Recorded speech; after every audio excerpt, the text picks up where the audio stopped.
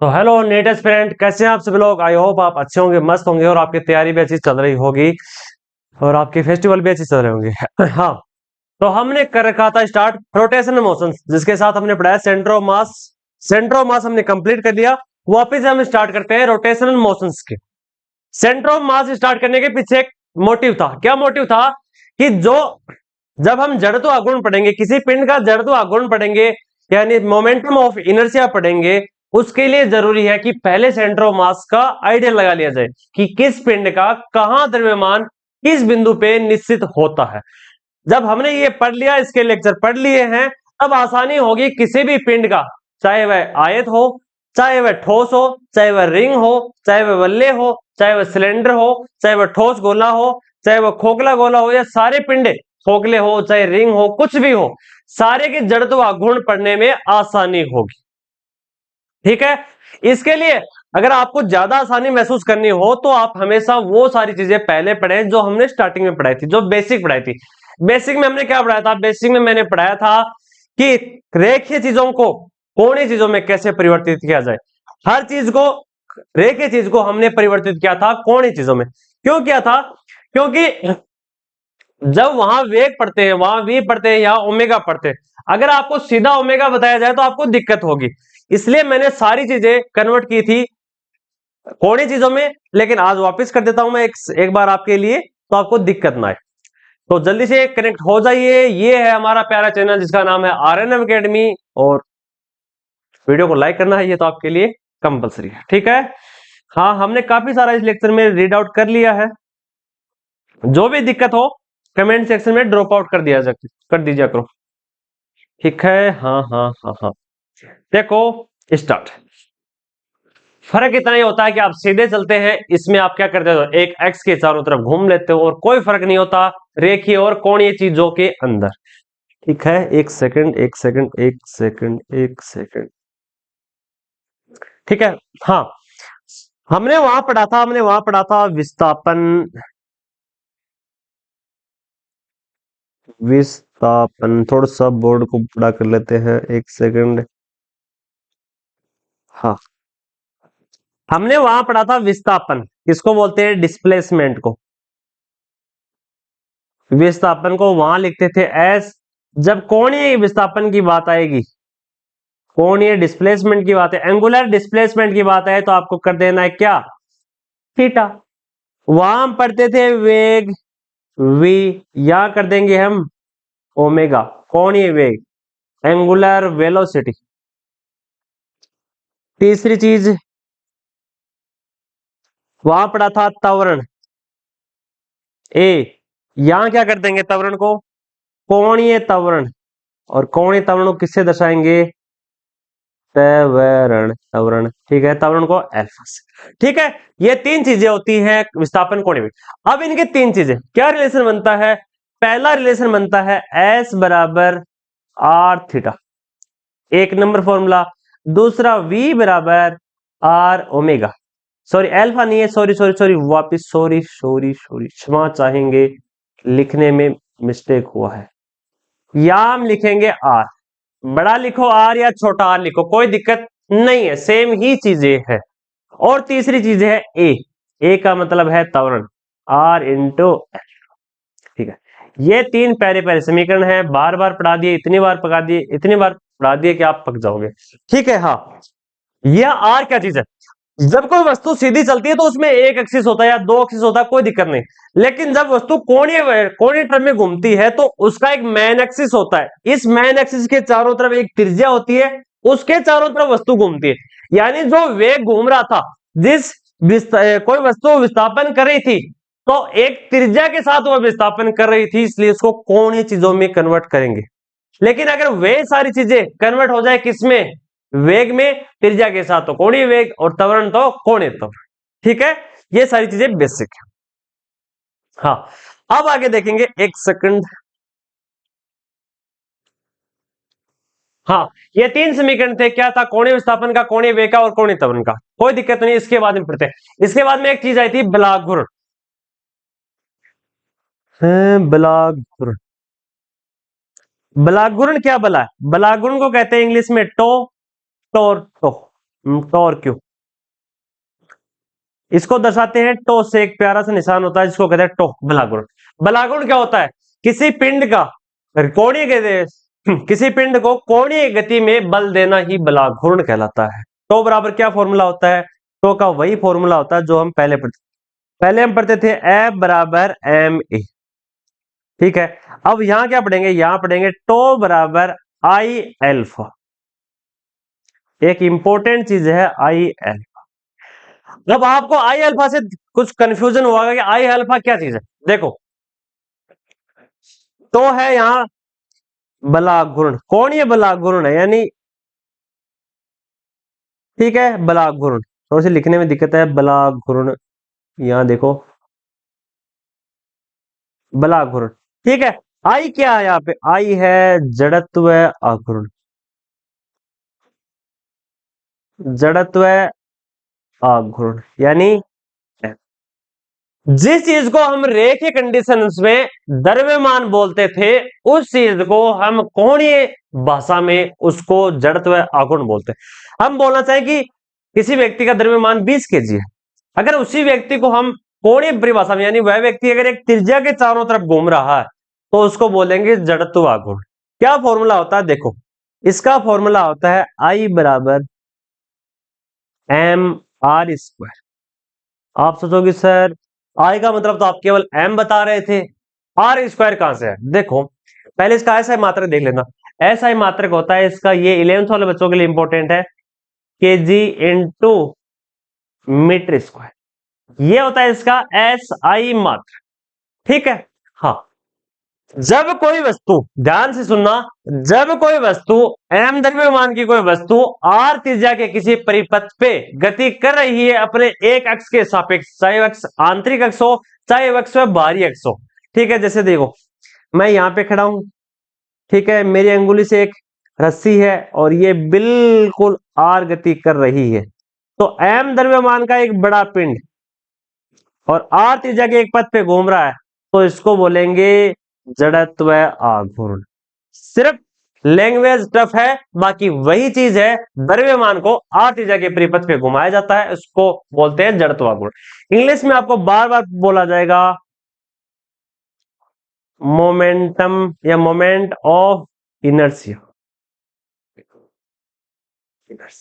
ठीक है, इंग्लिश में इसको मोमेंट ऑफ इनर्शिया बोल लो या MOI, सीधी चीज यही। अब देखो, अलग अलग पिंड होते हैं, उनकी अलग अलग होती है, अलग अलग पिंडों की अलग अलग जड़त्व आघूर्ण होता है। लास्ट जो हमने टॉपिक पढ़ा था सेंटर ऑफ मास, वहां दो चीजें पढ़ी थी, एक पढ़ी थी टू बॉडीज के अंदर सेंटर ऑफ मास, और दूसरा पढ़ा था कंटिन्यू बॉडी में centre of mass. Continue body होती है कि जैसा मेरा शरीर है पूरा जुड़ा हुआ, ये तो है नहीं कि मेरे में जो 50 केजी वजन है या 60 केजी वजन है वह एक जगह है, नहीं, कुछ वजन सिर के अंदर है, कुछ यहाँ है, कुछ अंदर हर से, कुछ पैरों में है, कुछ हाथों में है, पूरे बॉडी पे जो सारा वेट बटा हुआ है। कोई भी पेंसिल है या फिर कोई भी हथियार है या कुछ भी मान लो, जो वस्तु आपके सामने है और वह एक सिंगल है, जैसे कमरे का वजन है, ये तो है नहीं कि कमरे का वजन एक जगह एक ही साइड में होगा, नहीं, वह पूरे हर जगह वितरित होगा, लेकिन सेंटर ऑफ मास एक पॉइंट पे निश्चित होगा। फर्क समझ में आया? जड़त्व आघूर्ण, द्रव्यमान, द्रव्यमान पूरे पिंड पे वितरित होता है, द्रव्यमान पूरे पिंड पे वितरित होता है, लेकिन जड़त्व द्रव्यमान के अंदर एक पॉइंट पे होता है। इतनी चीजें आपको ध्यान में रखनी। देखो, हम पढ़ रहे थे कि दो पॉइंट दे रखे हैं M1 और M2, इनके मध्य सेंटर ऑफ मास निकालना चाहिए, तो इसको बोलते हैं टू पार्टिकल या two bodies system. Two bodies मिले तो क्या बना? एक सिस्टम बना। लेकिन अगर हम एक पूरा एक सिस्टम ही ले ले एक बॉडी का और इसका द्रव्यमान मापे जड़त्व गति के अनुसार, तो इसको बोलेंगे जड़त्व आघूर्ण, सेंटर ऑफ मास। वहां क्या फॉर्मूला लगाते थे? वहां लगाते थे M1 x1 M2 x2 बटा M1 M2। यह तो सेंटर ऑफ मास के लिए था। इसके लिए क्या लगाते थे? एक बॉडीज के लिए, एक बॉडीज के लिए लगाते थे DMR अपॉन। तो आपने देखा केवल एक पिंड के लिए सेंटर ऑफ मास निकालने का फॉर्मूला भी अलग था और दो बॉडीज के लिए अलग था और एक बॉडीज के लिए अलग था। अब हम पढ़ेंगे एक बॉडीज के लिए जड़त्व आघूर्ण, 2 बॉडीज के लिए नहीं पढ़ेंगे, केवल 1 बॉडीज के लिए जड़त्व आघूर्ण कितना होता है, मोमेंटम ऑफ इनर्शिया कितना होता है। ठीक है, मोमेंटम ऑफ इनर्शिया की परिभाषा आपको पता है, सेंटर ऑफ मास आपको पता है। करें स्टार्ट। हाँ, तो लगानी है एक इंपॉर्टेंट सी हेडिंग। वैसे एक इंपॉर्टेंट चीज है, ये टॉपिक चाहे 1 घंटे का हो, 2 घंटे का हो, 3 घंटे का हो, बिल्कुल हार्ड है।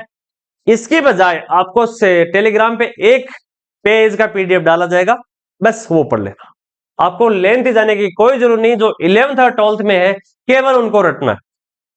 11th में ओनली उनको रटना है जो स्कूल में जाते हैं। बाकी अगर नीट की तैयारी कर रहे हैं उनको केवल जो लास्ट में जो मान आएगा, जैसे सेंटर ऑफ मास में जो लास्ट में मान आते थे 4r.35 या कुछ भी जो मान आ रहे थे, केवल उनको याद करना है। बाकी सेंटर ऑफ मास में भी कुछ ऐसे मान आएंगे, केवल उनकी एक लाइन बनेगी, 10-12 लाइन है, उनको याद कर लेना, बाकी पूरे टॉपिक को छोड़ देना। ठीक है, तो हेडिंग लगा लेनी है, मोमेंट ऑफ इनर्शिया।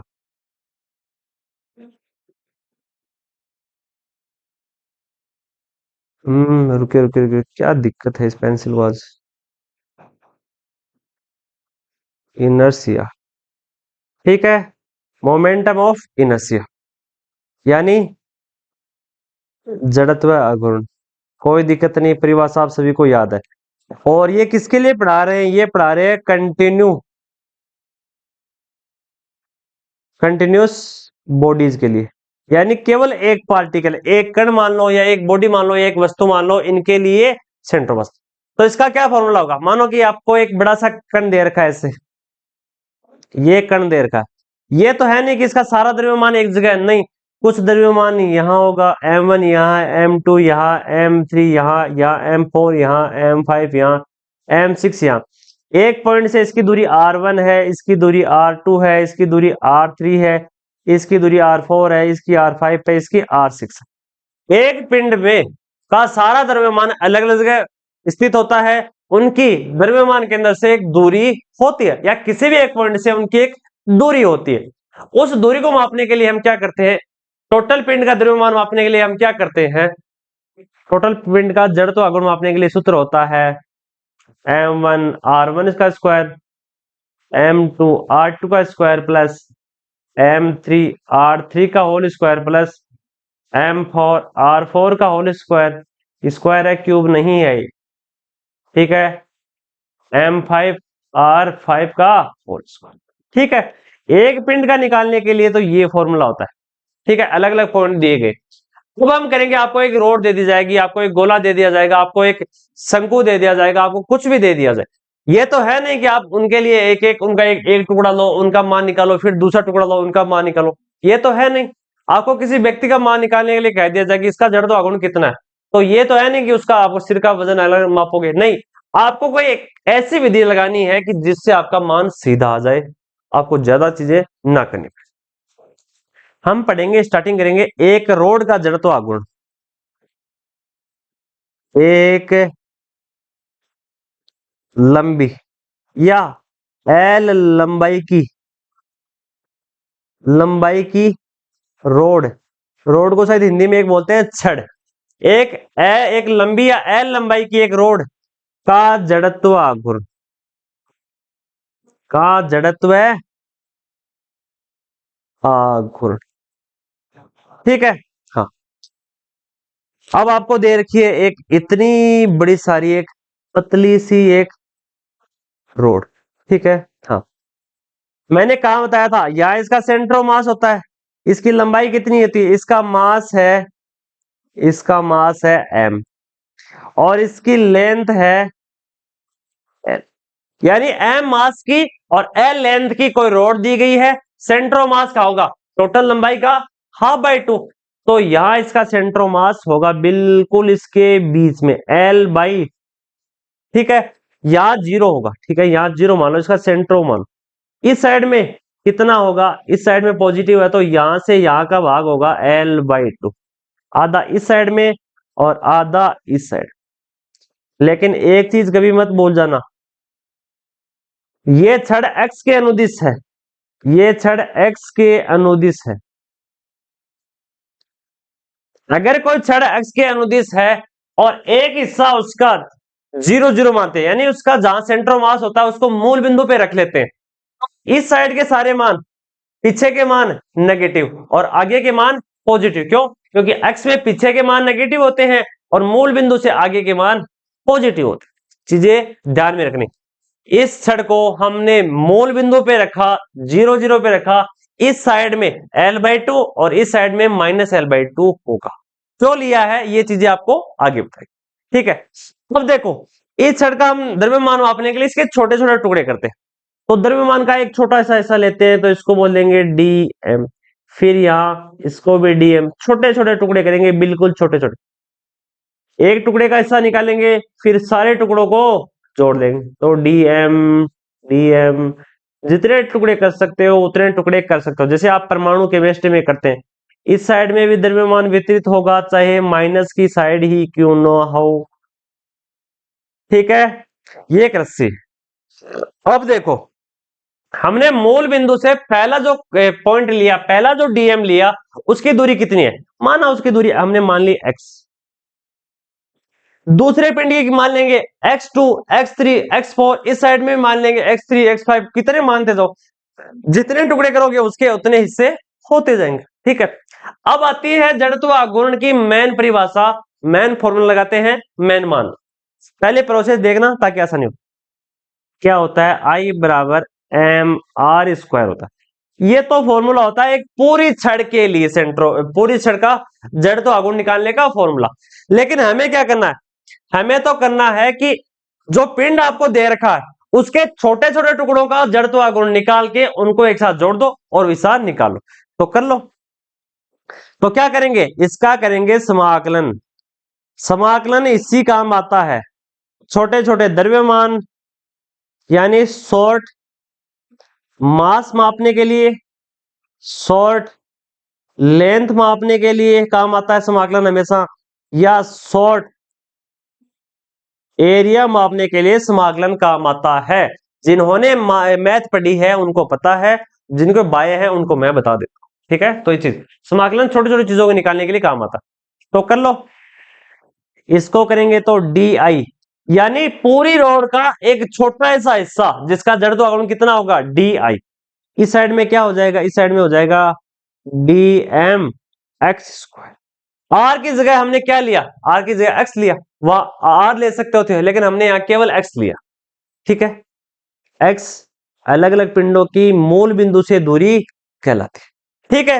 हाँ, अब इसका समाकलन कहां से कहां तक होगा? समाकलन में हमेशा लिमिट होती है, ऊपरी सीमा माइनस निम्नतम सीमा, ठीक है। फलन कहां से स्टार्ट हुआ? ये रोड कहां से स्टार्ट हुई?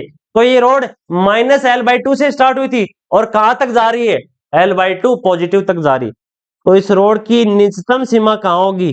-L/2 से 0 और 0 से L/2 तक इसकी लिमिट होगी। रख दो मान, तो क्या होगा? होगा DI बराबर, इसका होगा -L/2 निम्नतम सीमा अपॉन ऊपरी सीमा dmx²। इसको थोड़ा सोल्व करोगे तो ये पूरे पिंड का आ जाएगा I, बस I को भूल जाओ, बाकी चीजों को याद रखो। -L/2 पॉजिटिव L/2 dmx², ठीक है। अब हमें पता है कि द्रव्यमान का तो समाकलन होता नहीं। क्यों नहीं होता? क्योंकि वह तो एक अदिश राशि है और अदिश राशि का क्या होता है? उसका समाकलन होता नहीं। अब हम क्या करेंगे? अब हम कुछ ट्रिक लगाएंगे। देखो, हमने जो रोड ली थी उसका माना उसकी लंबाई 10 सेंटीमीटर है। अब ये तो है नहीं कि उसके 10 सेंटीमीटर में एक जगह 1 मीटर में सारा द्रव्यमान केंद्रित हो, ये तो है नहीं। तो हम क्या करेंगे? उसके 1 मीटर में जितना द्रव्यमान है उसको लेंगे, फिर 2 मीटर में जिसका द्रव्यमान है वो लेंगे, फिर 3 मीटर का लेंगे, 4 मीटर का लेंगे, 5 मीटर का, ऐसे करके 10 मीटर का, सभी 100 का, यानी 1 मीटर में जितना द्रव्यमान उपस्थित है उसको क्या बोलेंगे? क्या बोलेंगे? उसको रेखीय द्रव्यमान बोल देंगे, ठीक है। और इसका फॉर्मूला क्या होता है? मैंने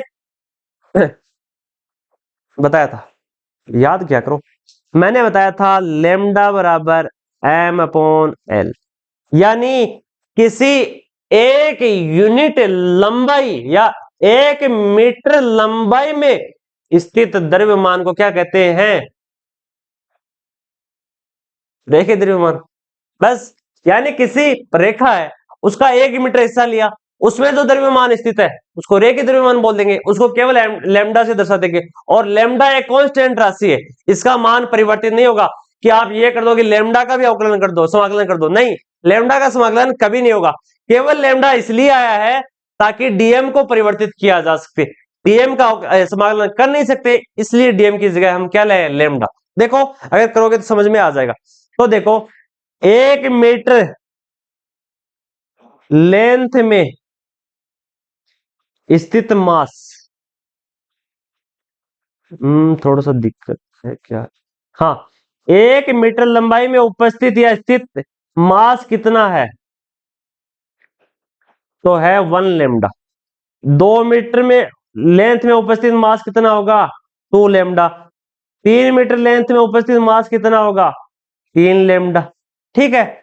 हाँ, अब ये तो नहीं कि हमें लंबाई तो दे नहीं रखी, उसकी केवल एल लंबाई दे रखी है, तो उसके टोटल डीएक्स लंबाई हमने उसकी टोटल, हमने तो उसका एक छोटा सा तो हिस्सा लिया है, ये तो नहीं कि उसका इतना बड़ा हिस्सा लिया, नहीं, केवल उसका छोटा सा हिस्सा लिया है, छोटा सा डीएम द्रव्यमान लिया है, केवल उसका मापेंगे, फिर सारों को जोड़ देंगे।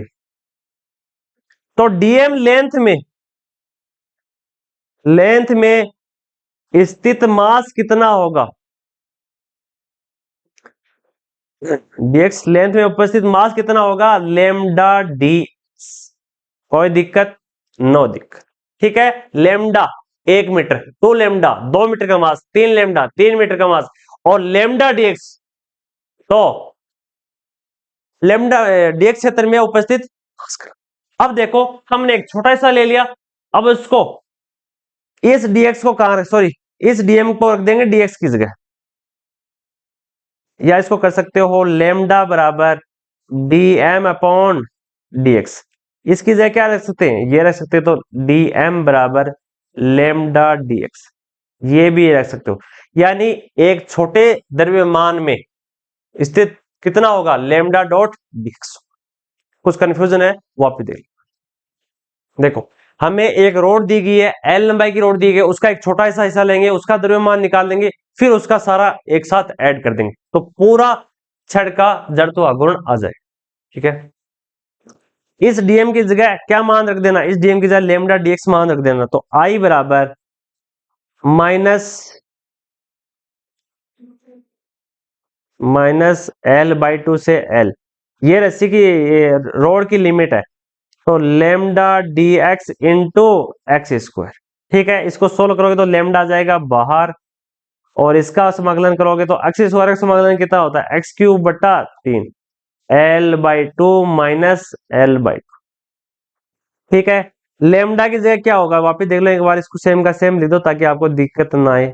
बटा 3 L/2 माइनस L/2। लेमडा की जगह मान आता है m/l, अभी बताया था m/l होता है L³ बटा नीचे 8, ये L है, ये से कर सकते हो x³ बटा 3, दो जगह करोगे तो L³ बटा 8 इंटू 3 माइनस, इसको करोगे तो माइनस आ जाएगा, बीच में माइनस आता है माइनस लेमडा³ बटा 24, इसको 24 को नीचे लिख देना तो मान आएगा 2L³ L³ प्लस L³ तो 2L³। ठीक है, तो इसको सारे को मान वापस रिमूव कर दो और सीधा मान लिख दो। ठीक है, L³ plus 8 into 3 plus L³ into 8 into 3, तो मान क्या आया? लेमडा बराबर ML इंटू 2L³ बटा 24। एलसीएम की सहायता से कर सकते हैं, L से L स्क्वायर की पावर कैंसिल, और ये इसे 12, तो एक छड़ का जड़त्व आघूर्ण कितना होगा? ML² upon 12। सीधा याद रखना है, एक छड़ का momentum of inertia is I बराबर एम एल स्क्वायर अपॉन, सीधा एक प्यारा सा मान आपके सामने प्रस्तुत है। हमेशा याद रखना, एक छड़ का सेंट्रोमास सॉरी जड़त्व आघूर्ण होगा एम एल स्क्वायर बट्टा, ठीक है, इससे ज्यादा आपको कुछ याद नहीं है। डायरेक्ट मान आया, हाँ ऐसे मान सीधा मान लिख लेना, आपको बाकी चीजें याद नहीं रखनी है। ये छड़ थी, केवल इसको छड़ को हमने बीच से पकड़ रखा था। देखो इस छड़ को हमने पकड़ रखा था ऐसे, इसको हमने यहां 0 0 माना, लेकिन इस बार हम इस छड़ को थोड़ा सा चेंज कर देंगे। क्या चेंज करेंगे? देखो मैंने कहा कि ये एल लंबाई की छड़ है, मैंने इस छड़ को यहां से पकड़ रखा है, बिल्कुल यहां से, यहां x बराबर 0 है, x बराबर 0 से x बराबर एल लंबी है। तो बताओ इसका सेंट्रोमास कितना? वही छोटे छोटे टुकड़े कर लो, ऐसे कितने भी टुकड़े करते जाओ, ठीक है। देखो ये कह रखा, अगर एक पेंसिल को बीच से पकड़ेंगे तो इसका सेंट्रोमास, इसका जड़त्व आघूर्ण होगा एम एल स्क्वायर बट्टा 12। अब हम करेंगे इस पेंसिल को हम यहां से पकड़े, तब इसका सेंट्रोमास कितना, सॉरी सॉरी सेंट्रोमास मेरे दिमाग में घुस गया, निकल ही नहीं रहा। इसका जड़त्व आघूर्ण कितना होगा, मोमेंटम ऑफ इनर्शिया कितना होगा, मोमेंटम ऑफ इनर्शिया कितना। देखना क्या फर्क होता है किसी वस्तु को बीच से पकड़ने में और क्या फर्क होता है किसी वस्तु को बाहर से पकड़ने में, थोड़ा अंतर आएगा।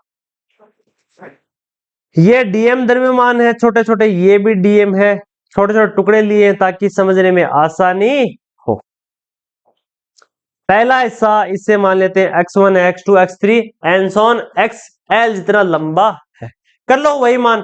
क्या होता है dx बराबर dm अपॉन एक्स स्क्वायर, ये तो इसका मेन चीजें थी, कोई नहीं, वापिस सेम डीएम की जगह क्या रखना है, डीएम बराबर होता है लेमडा डॉट डीएक्स। केवल इसकी लिमिट चेंज करनी है, बाकी मान सेम का सेम। अब लिमिट क्या करनी है, 0 से एल, यहां से मान यहां तक जाता है, तो कर लो lambda dot dx into x square i. ये डीएक्स हमेशा आएगा, जिसका अवकलन होगा उसकी एक क्वांटिटीज आएगी, उसी के अनुदिश उसका समाकलन है, तो कर लो लेमडा बाहर आ जाएगा और हो जाएगा एक्स स्क्वायर डॉट डीएक्स 0 से एल। लेमडा का मान आपको पता है क्या होता है, एम बट्टा एल, बार बार चीजें याद करोगे तो आ जाएगी, एक्स क्यूब बट्टा 3। इसमें मान रखोगे तो मान कितना आएगा, जड़ तो आगुण आएगा आएगा एम बट्टा एल, 0 से एल ऊपरी सीमा रखो तो एल की क्यूब बट्टा 3 माइनस 0 की क्यूब बट्टा 3, तो निकाल लो एल बराबर M upon L into L cube बट्टा 3, एल से एल कैंसिल आउट, तो मान क्या आया, एल स्क्वायर बट्टा 3, ये क्यूब नहीं आएगा स्क्वायर आएगा, ठीक है, बट्टा 3।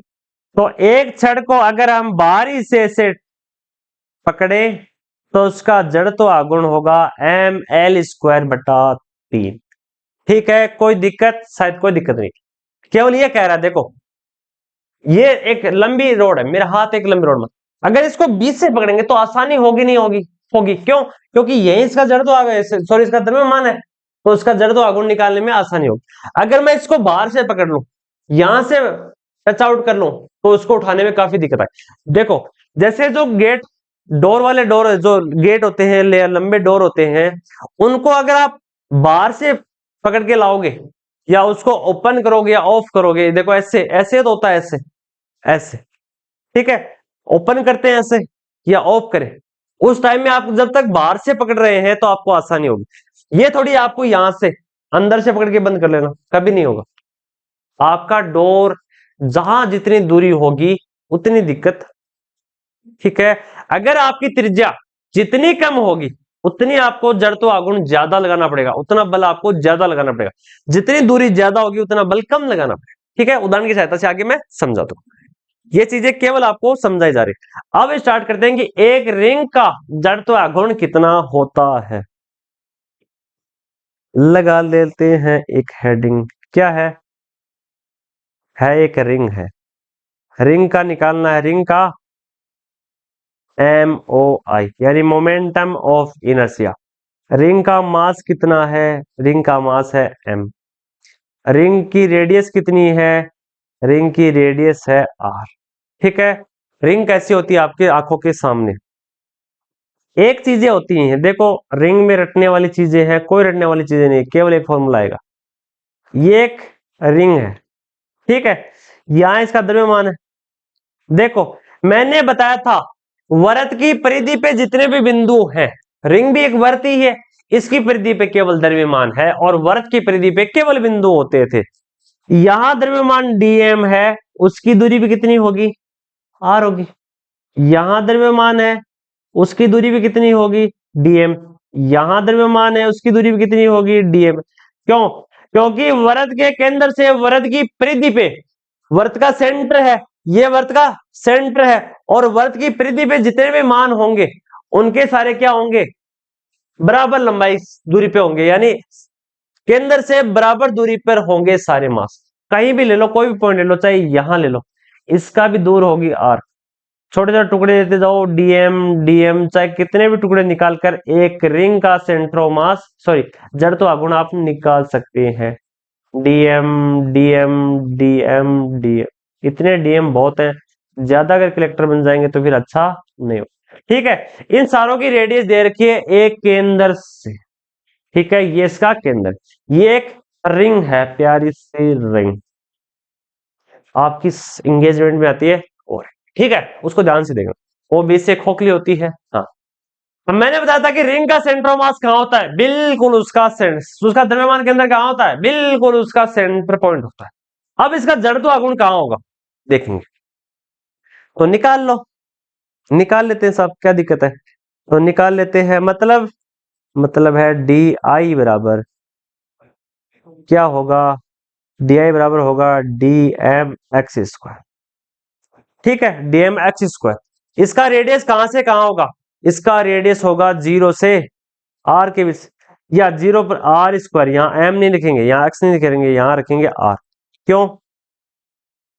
एक सेकंड देखो, यहाँ हम रखेंगे R, D M are square. क्यों? क्योंकि छड़ से हमने 0 से एक्स माना था, यहाँ पे रेडियस कितनी है? रेडियस हमने आर मानी थी, वहां रेडियस एक्स मानी थी। ठीक है, तो कर लो। इसकी तो कोई लिमिट तो दे नहीं रखी, आई बराबर क्या हो जाएगा? एम का तो, आर का तो कोई फर्क पड़ेगा नहीं। क्यों? क्योंकि हर पॉइंट पर, एवरी पॉइंट रेडियस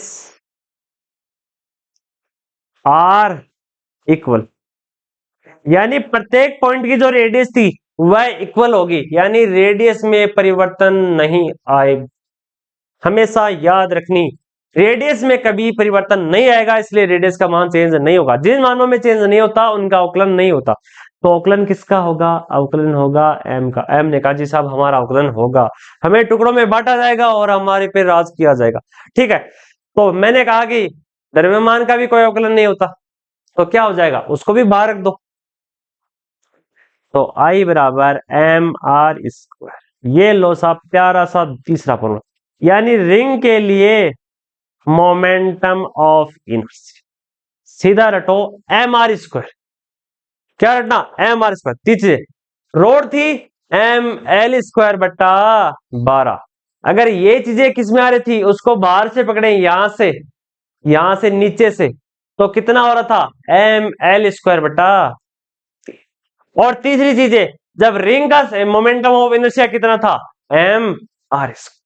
ठीक है, अब लास्ट चीज, अगर आपको वल्ले याद करना हो, सीधा आपको वल्ले याद करना हो, ऐसे हाथों पे ऐसे टक टक टक, तो क्या करना है?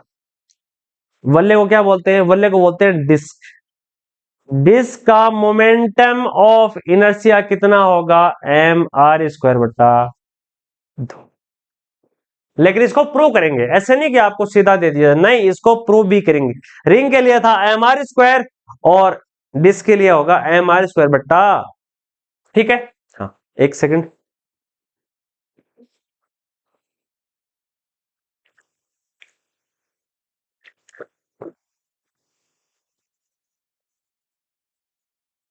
हम्म,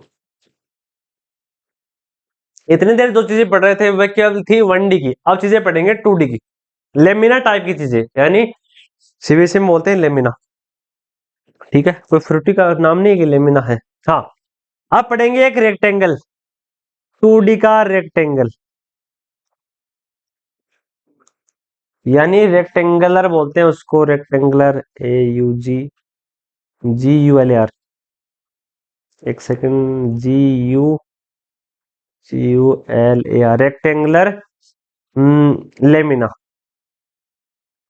हिंदी में देखो सीधा, आयताकार वस्तु का जड़त्व घूर्ण कितना होगा, सीधी बात इतनी का MOI कितना होगा।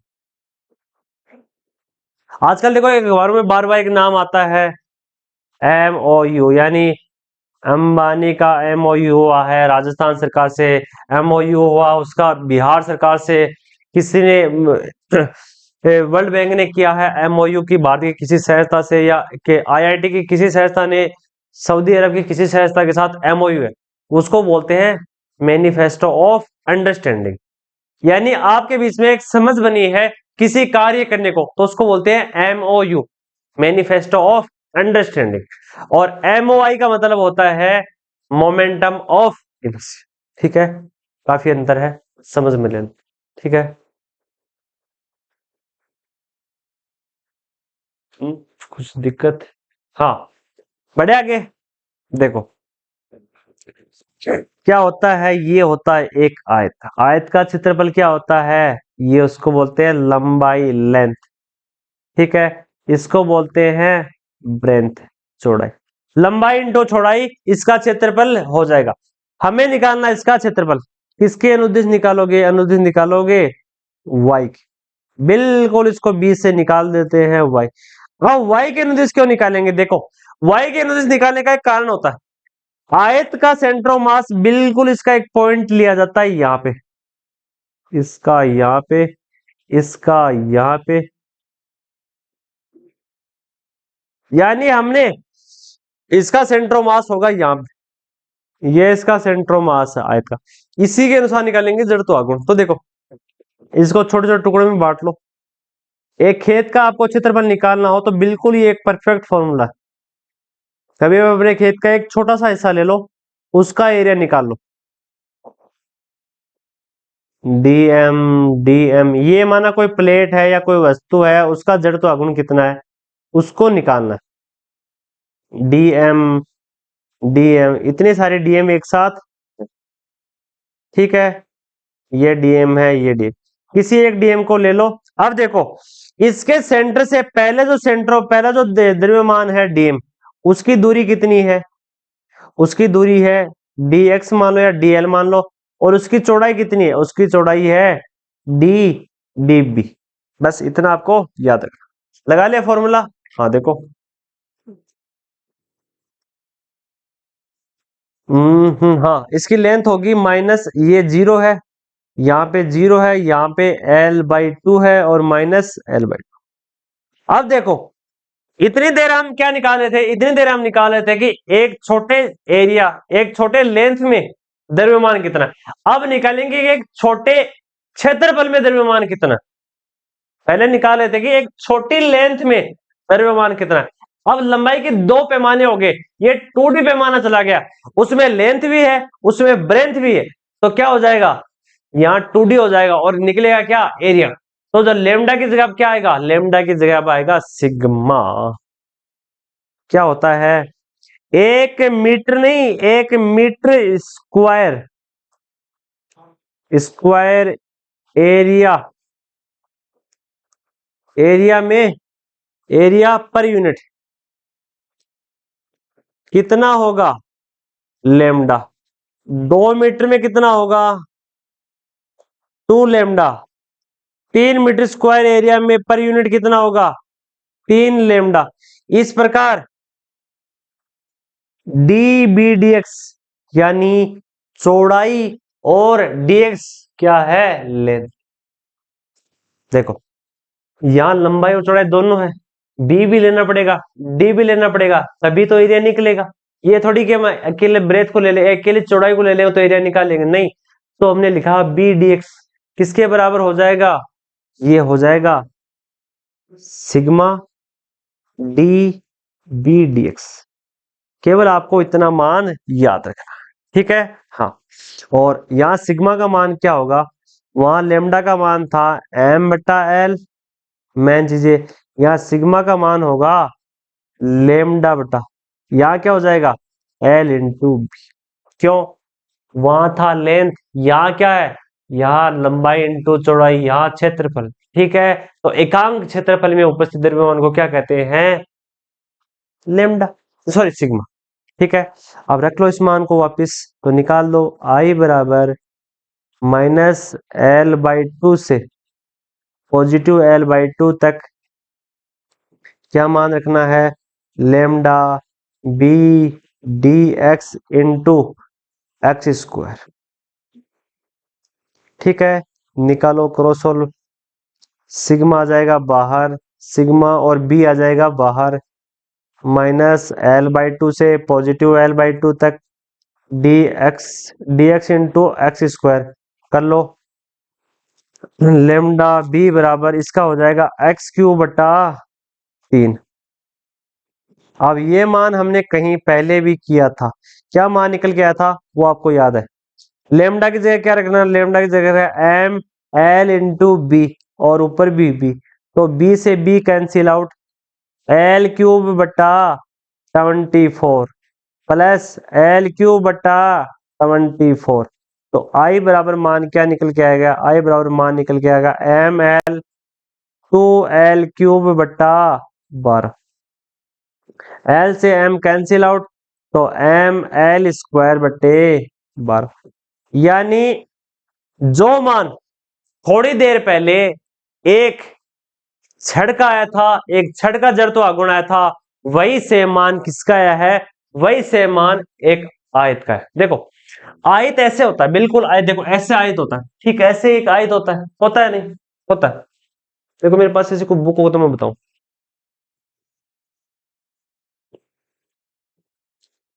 ये एक बुक है, ये एक आयत ही तो है। ये नीचे वाली क्या है, ये नीचे वाली इसकी लंबाई है।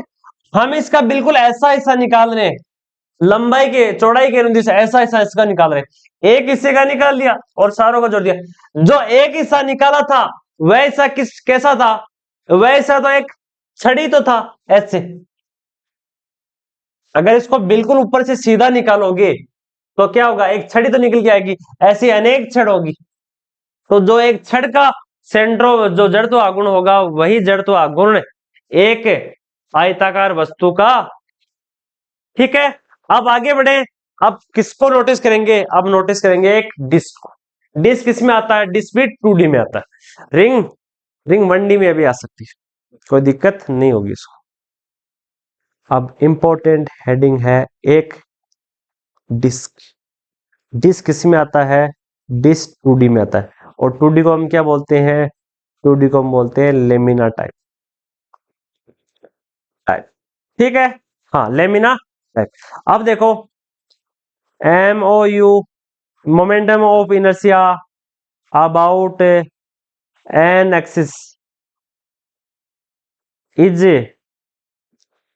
Passing throat centre of mass. देखो कहने का मतलब क्या होता है, एक डिश होता है, कुछ ऐसा होता है, बिल्कुल एक ऐसा एक डिश होता है, रिंग में और डिश में कुछ फर्क होता है। इसका जड़ तो आगुण कहां से होता है, मैंने बताया था इसका सेंटर ऑफ मास कहां होता है, बिल्कुल उसका द्रव्यमान होता है। अब रिंग में तो क्या होता है, रिंग में तो केवल एक वर्त होता है, लेकिन यहाँ क्या होगा, यहाँ एक वर्त नहीं अनेकों वर्त होंगे, एक वर्त नहीं अनेकों वर्त होंगे, इसमें कोई बीच का एरिया खाली नहीं रहता, अलग अलग वर्त है, बहुत सारे वर्त है, ले वर्तों की अलग अलग त्रिज्याएं अनंत तक है, त्रिज्या 0 से लेकर अनंत तक है, ये वर्त बिल्कुल गोल नहीं बन रहे हैं, तो आप केवल आपको समझना, ये क्या बना, ये बना एक डिस्क, इसमें ये होता है एक्स एक्सिस और ये होता है वाई एक्सिस, ठीक है। और एक तीसरा एक्सिस कौन सा होता है, लेमिना टाइप नहीं, 2D नहीं, 3D टाइप है, सॉरी 3D टाइप है, और लेमिना टाइप को हटा दो, ये गलत टाइप लिख दिया मैंने। देखो इसमें एक तीसरा एक्सिस भी होता है, कौन सा? Z x. बिल्कुल आगे बढ़ा सकते हो तो माइनस जेड भी हो जाएगा, इस साइड में माइनस वाई और इस साइड में माइनस, ठीक है, ये बन गया एक। अब इसका जड़ तो आगे निकाले, मैंने सीधा फॉर्मूला बताया एम आर स्क्वायर बटा, ठीक है। हाँ, अब देखो समझने की चीजें क्या, रिंग में एक ही रेडियस थी, कोई रेडियस चेंज नहीं हो रही थी। रिंग में जो रेडियस थी आर थी, वह सभी पॉइंट के लिए सेम थी। लेकिन डिस्क में क्या होता है, डिस्क में हर पॉइंट के लिए रेडियस अलग अलग होगी। कहां से कहां तक होगी? R1 से R0 से लेकर, मैंने बोला था रेडियस, एक वर्त की रेडियस 0 होगी और एक वर्त की रेडियस R होगी। तो इसकी लिमिट कहां से कहां हुई? पहला वर्त की रेडियस 0, दूसरे की 1 2 3 4 5 6 7 8 9 10, ऐसे R तक इसकी रेडियस है। तो केवल रेडियस का मान परिवर्तित हो रहा है, तो रख दो सीधा मान, अवकलन कर दो। क्या क्या था? डी आई बराबर डी एम आर स्क्वायर, ठीक है। एम का मान, यहां एम की जगह क्या रखेंगे? अब देखो एक सोचने की बात है, एम क्या है यहाँ पे? द्रव्यमान है, डीएम द्रव्यमान है। पहले हम क्या रखते थे? पहले हम लेमडा रखा, फिर हमने क्या रखा? फिर हमने सिग्मा रखा। यहां हमको सीधा क्या रखना है? यहां भी हमको सिग्मा रखना है। तो डीएम किसके बराबर होगा? डीएम होगा 2 पाई आर के बराबर इनटू सिग्मा, सिग्मा, हाँ सिग्मा होगा, हाँ सिग्मा डी आर, इसके बराबर हो। अब सिग्मा डी आर के बराबर क्या होगा? देखो एक वर्त आपको दे रखा है, ठीक है, इस वर्त को आप खोलोगे, जैसे आपकी हथेली पे एक राखी बंधी हुई है, अभी वो एक वर्त का शेप ले रखी है, लेकिन जैसे उसको खोलोगे तो वह कैसी बन जाएगी? एक बिल्कुल सीधी बन जाएगी। बनेगी नहीं बनेगी? या इसको छोड़ो, इसका एरिया कितना होता है? 2 पाई आर एरिया। किसी वृत्त की परिधि में स्थित द्रव्यमान को क्या कहते हैं? वितरित द्रव्यमान कहते हैं। इसका फॉर्मूला क्या होगा? सिग्मा बराबर क्या होता है? एम बराबर एक वर्त का एरिया कितना होता है? पाई आर स्क्वायर। ये आपको याद रखना, नहीं केवल आपको तो मान याद रखना है, एम आर स्क्वायर बटा 2, बाकी ये चीजें आपको याद रखना, केवल मैं बता रहा हूं निकालने का तरीका। तो निकाल दो, आई बराबर 0 से R 2 pi R sigma R square into D R, इतना बड़ा मान है, थोड़ी समझने में दिक्कत आ सकती है। 2 पाई आर को बाहर, 2 पाई सिग्मा को बाहर ला सकते हो, ये हो जाएगी R³ into D are minus 0, sorry 0 से R तक। आई बराबर 2 पाई, सिग्मा की जगह क्या रखना है? M into pi R square, इस साइड में क्या हो जाएगा? R³ तो R की पावर 4 बटा 4, 0 से R, रख दो मान 2 पाई m पाई R² इंटू R की पावर 4 बटा 2। पाई से पाई कैंसिल आउट, 2 से 2 कैंसिल आउट, R से R की 2 पावर कैंसिल आउट, तो मान क्या आया? mr² बटा 2 प्लस एक डिस्क का जड़ तो आगुण कितना होगा? mr² बटा 2। ये चीजें आपको याद रखनी, ठीक है। हाँ, डिस्क पढ़ लिया, रिंग पढ़ ली, आयत पढ़ लिया, और भी बहुत सारे पढ़ ली। अब देखो मैं आपको ये कह दूं, अभी तक नीट ने एक क्वेश्चन पूछा था, उसमें घुमा के पूछा, उसने घुमा के ये दिया कि भाई साहब जैसे कल हमने पढ़ा था कि एक बड़े एरिया में से छोटा एरिया निकाले तो द्रव्यमान केंद्र पे क्या असर पड़ेगा, सेम उसने दिमाग यहाँ पे भी लगाया, ठीक है, ऐसा आप भी लगाओ ना। उसने क्या कहा? उसने कहा कि एक बड़ा व्रत है, ठीक है, एक बड़े व्रत में एक छोटा व्रत है, ठीक है, इसकी रेडियस R है, R1 है, और इसकी रेडियस है R, ठीक है। उसने कहा कि इस जो जो कलर्ड एरिया है उसका द्रव्यमान के अंदर कितना है, उसका जड़ तो आघूर्ण कितना हो। अब देखो ऐसे क्वेश्चन में क्या करना, पहले बड़े वर्त को ले लो, फिर छोटे वर्त को ले लो, दोनों का अंतर निकाल लो, उसका जड़त्व आघूर्ण आ जाएगा। तो हमें पता है इसका मास कितना होगा, मास होगा m। रेडियस कितनी होगी, रेडियस में फर्क होगा r1 से r2 तक, ठीक है। तो मान निकाल दो, अभी जो फॉर्मूला है उसी के हिसाब से निकाल दो। I बराबर हो जाएगा r1 से r2 तक 2 pi sigma R cube, sorry R cube बट्टा डी आर, कर लो मान। 2 पाई सिग्मा बाहर आ जाएगा, ये हो जाएगा r की पावर 4 बट्टा 4 r1 से r2 तक। लेकिन सिग्मा का यहाँ कुछ मान बदलेगा, यहाँ मान बदलेगा m बट्टा पाई r2 का होल स्क्वायर माइनस r1 का होल स्क्वायर, तो रख दो 2 पाई m पाई r2 का होल स्क्वायर माइनस r1 का होल स्क्वायर इंटू r की पावर 4 माइनस r की पावर 1 का होल की पावर 4 बट्टा 4, ठीक है।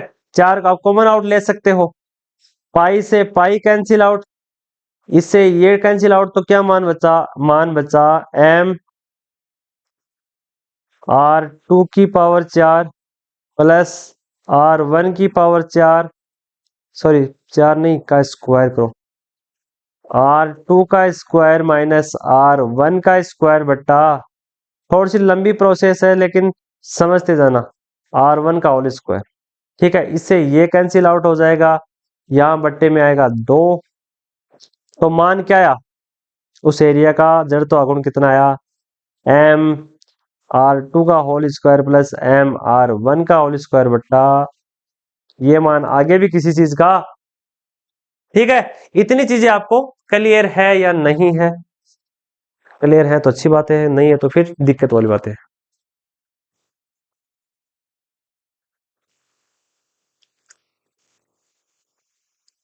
देखो इनमें केवल वो इतना पूछ रहा है कि आपको एक बड़ा एरिया दे दिया जाता है, फिर उसमें छोटे एरिया को अलग करके उसका जड़त्व आघूर्ण पूछ लिया जाता है, ठीक है।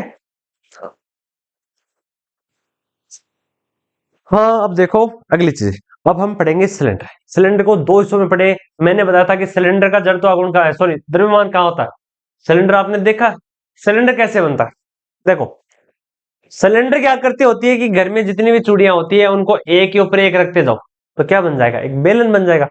तो बेलन किससे बना है, बेलन बहुत सारी रिंगों के मेल से बना है, यानी बहुत सारी रिंगों को ऐड किया तब जाकर एक सिलेंडर बना, ठीक है। ऐसा ही होता है, आप देखो आपका गैस सिलेंडर होता होता है एकदम ऐसे रिंग होती है उसमें अलग, उसको निकालोगे तो गोल गोल रिंग निकलती जाएंगी और सेंटर बनता जाएगा। तो मैंने पहली हेडिंग लगाई है, अगर एक होलो, कंप्लीट होलो, यानी कि थोड़ा बहुत, होलो का मतलब होता है खाली, खोखला, खोखला सिलेंडर, एक खोखला सिलेंडर आपने देखा होगा जिसमें गैस नहीं है, मास कितना होगा, मास होगा m, रेडियस कितनी होगी, रेडियस होगी r। अब देखो जो चीजें रिंग से बनी हुई होती है उसका भी द्रव्यमान के, उसका जड़त्व आघूर्ण कितना होगा, उसका जड़त्व आघूर्ण भी mr स्क्वायर होगा, बस सिंपल बात, क्या सोचने की बात है, छोटी मोटी चीजें है ना, ये ना सोचा करो, ठीक है। हाँ हो गया, देखो कैसे बनाएंगे, मुझे पता है कि बेलन कुछ ऐसा होता है, यहां भी कुछ ऐसा होता है, यहां भी कुछ ऐसा होता है, यहां भी कुछ ऐसा होता है, यानी बहुत सारी रिंग ही रिंग मिलकर एक सिलेंडर का निर्माण करती है, एक यहाँ नीचे मान सकते हो, ठीक है। अलग अलग इसका द्रव्यमान होगा, रेडियस सबकी सेम होगी, इसकी भी आर, इसकी भी आर, यहाँ भी आर, सारी रेडियस सेम होगी, ठीक है। तो इसका क्या हो जाएगा, इसका हो जाएगा डी आई बराबर D M upon R square, R का मान तो बदल नहीं रहा, तो बदलेगा किसका मान, डीएम का, डीएम कहता है साहब हमारा मान भी नहीं बदलेगा, आर स्क्वायर, तो मान हो जाएगा एम आर स्क्वायर, यानी एक एक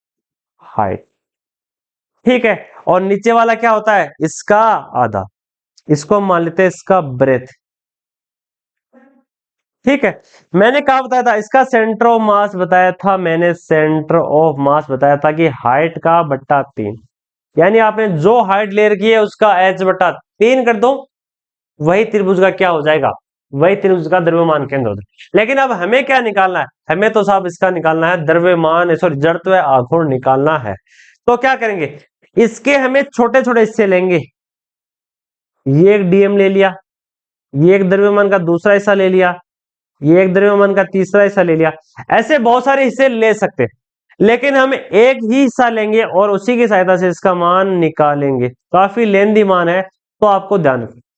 एक यहां पे एक हिस्सा ले लेते हैं बिल्कुल ठीक इसके मध्य, और उसका द्रव्यमान जड़त्व आघूर्ण निकालेंगे, ठीक है। अब देखो, मूल बिंदु से इसको हमने रखा किसके ऊपर, इसको रखा हमने संख्या रेखा के ऊपर, तो जो मान है वो द्रव्यमान है वो किस साइड में, वह मान y की दिशा में ऊपर की तरफ है। तो यहां से इसकी लंबाई कितनी हो जाएगी, y, पहले की y है y1 y2 y3 y4 y5, कितने मान लिखते, पहले हमने इस साइड में जा रहा था, हमने क्या लिखा x1 x2 x3, ठीक है। कोई दिक्कत, नो दिक्कत, अच्छी बातें हैं।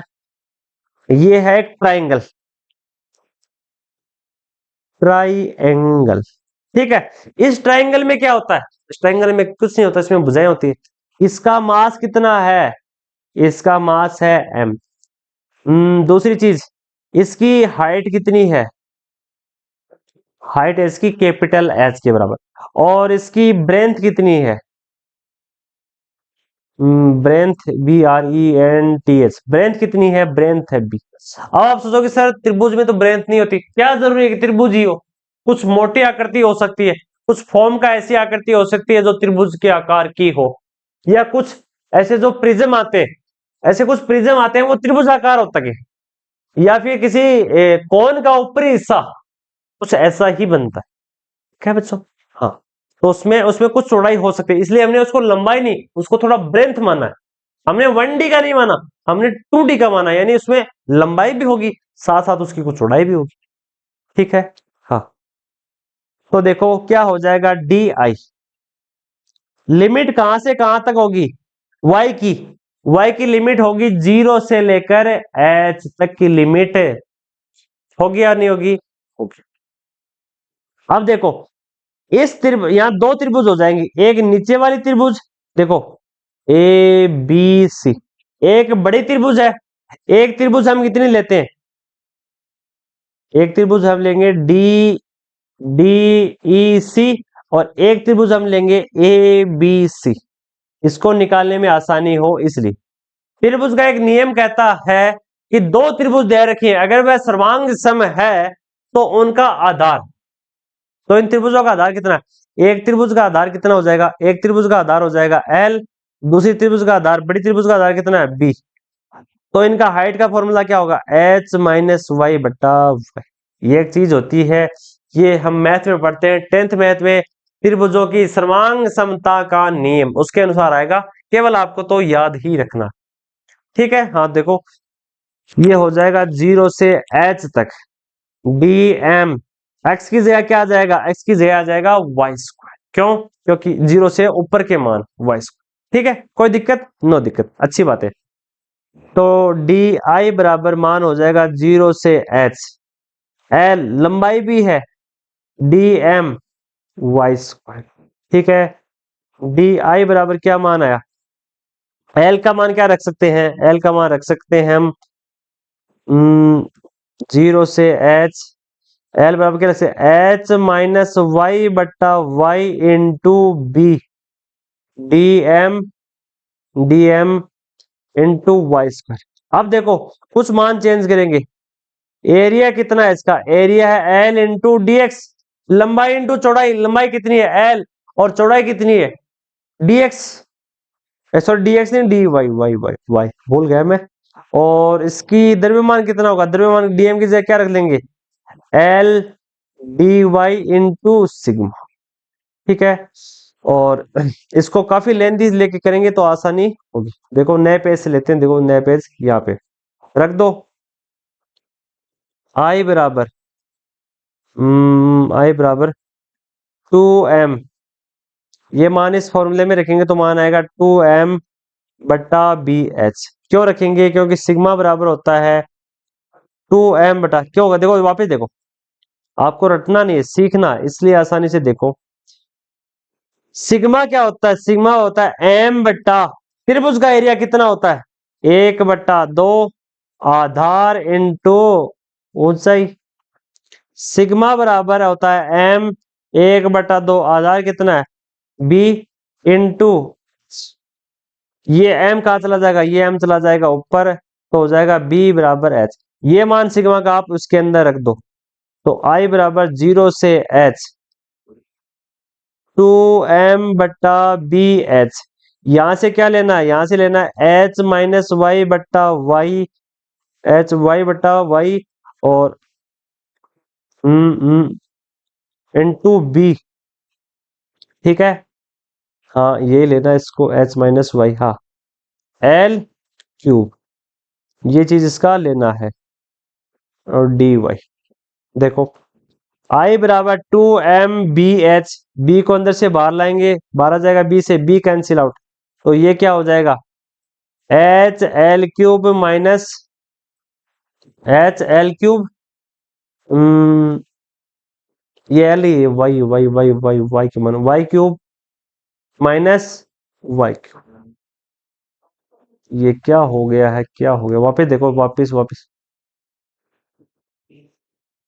इसको भी करो, इसको, हाँ इसको हमने वाई स्क्वायर रखा। हाँ अब देखो I बराबर 2m/bh डॉट बी से b कैंसिल आउट, ये हो जाएगा H Y square minus H Y cube.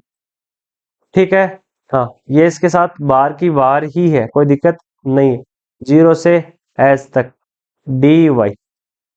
तो मान आया I बराबर 2m स्क्वायर अपॉन h, इसको अगला करोगे तो क्या आ जाएगा एच वाई क्यूब बट्टा 3 माइनस वाई स्क्वायर बट्टा 4, 0/4। इसको रखोगे तो बार बार कैलकुलेशन करोगे, इससे सीधा मान लिख दो m l स्क्वायर बट्टा 6। ठीक है, सॉल्व करोगे तो यही मान आएगा।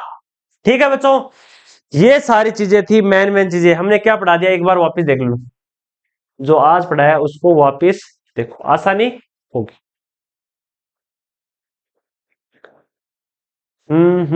बहुत सारा पढ़ा दिया आज। देखो हमने स्टार्ट किया था S theta V omega A alpha, F की जगह तो बलागुण, एम की जगह आई जड़त्व। ठीक है, कोई दिक्कत नहीं। पहला मान लिया आई बराबर एम आर स्क्वायर के जी इंटू मीटर स्क्वायर, कोई दिक्कत नहीं, नो दिक्कत। हमने लेना सेंट्रोमास निकाला था टू बॉडीज का, m1 r1 m2 r2 upon m1 m2, और नीचे क्या लिया था? नीचे लिया था वन बॉडीज के लिए dmr अपॉन m, यानी कंटिन्यू बॉडी एक सिस्टम का सेंट्रोमास। ऐसे निकालेंगे जड़त्व आघूर्ण केवल वन बॉडीज का, कंटिन्यू मास का। मैंने स्टार्ट किया था, मैंने बताया था कि जड़त्व आघूर्ण का मेन फॉर्मूला होता है m1 r1 का whole square plus m2 r2 का whole square plus m3 r3 का होल स्क्वायर। यानी एक पिंड में जितना भी द्रव्यमान है वह एक जगह स्थित ना होकर अलग अलग जगह स्थित होगा, और द्रव्यमान को ही हम जड़त्व आघूर्ण बोलते हैं। उसकी मेन पॉइंट से दूरी अलग अलग होती है।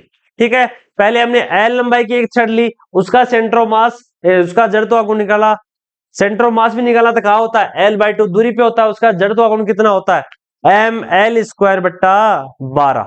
ठीक होता है। छड़ के बाद में हमने छड़ को यहां से उसका बाहरी से पर लिया, कहा हो गया एम एल स्क्वायर बट्टा 3, दोनों मान में परिवर्तन होता है। फिर रिंग एम आर स्क्वायर होता है, वल्ले का एम आर स्क्वायर बट्टा 2।